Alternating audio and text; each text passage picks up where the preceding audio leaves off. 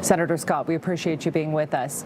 The president mentioned you by name yesterday, slamming what he called an ultra MAGA agenda and a plan that would tax 75 million Americans and require laws to be renewed every 5 years. What is your direct message to the president?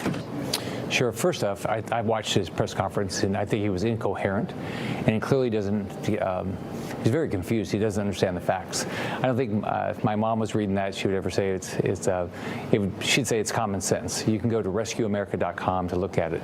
But let's just go through it. First he said that I want to raise taxes. Actually, I think I probably cut taxes more than anybody in the U.S. Senate.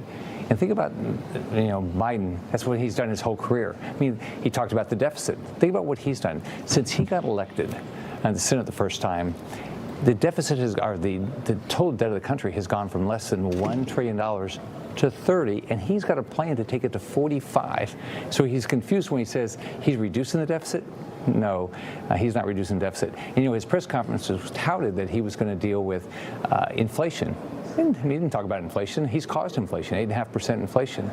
And then with regard to Medicare, I mean, he's the guy that has sat there year after year and voted to put Medicare in a worse position to where in 4 years from now, it goes bankrupt. Social Security, 12 years from now, it goes bankrupt. And it's because of things Joe Biden has done, decade after decade, to not make sure it's properly funded and to do things that put it in a worse financial position. So I think he was incoherent and pretty confused.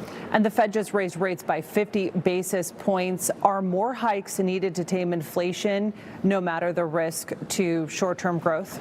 Well, I think the Federal Reserve has done a horrible job, and I think where they've done a horrible job is how they built their balance sheet. What I wish they would do is focus on their balance sheet.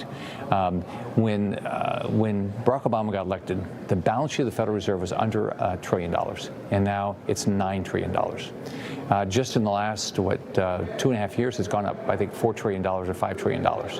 That doesn't make sense. What the Federal Reserve has done with this balance sheet is they've caused bubbles. They've caused a bubble in housing prices.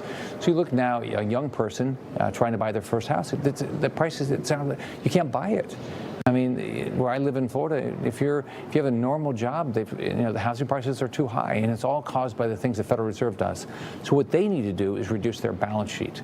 I wish they would focus on their balance sheet more than focus on raising interest rates. The Health and Human Services Secretary Becerra says that the federal government will look into providing abortion services in states that restrict. Do Republicans plan on getting in the way of that? Well, right now, and it should be the case, you shouldn't, federal tax dollars should not be, used for abortion, either in this country or anywhere through our foreign aid. And when I think about what happened to the Supreme Court, this is just an attack on the integrity and the institution of the Supreme Court. So whoever did this is wrong. I hope they find this person and they lose their job. We don't know exactly what the Supreme Court's going to do yet, but I'm pro-life, and the Democrats are radical. What the Democrats want to do is they want abortion on demand, late-term abortion. They want people to be able to abort a baby the moment before birth, and if a baby is born alive, they want to allow the physician to let it die. That's not where this country is, and so we're going to see what the Supreme Court does. I'm unabashedly pro-life. And what are your thoughts on your Republican colleagues, Senator Susan Collins and Senator Lisa Murkowski, who are on the opposing side of this? Well, we each get elected to represent our state, and so what my hope is that everybody that comes up here, they tell their citizens of their state what they believe in, and they should go fight for those principles.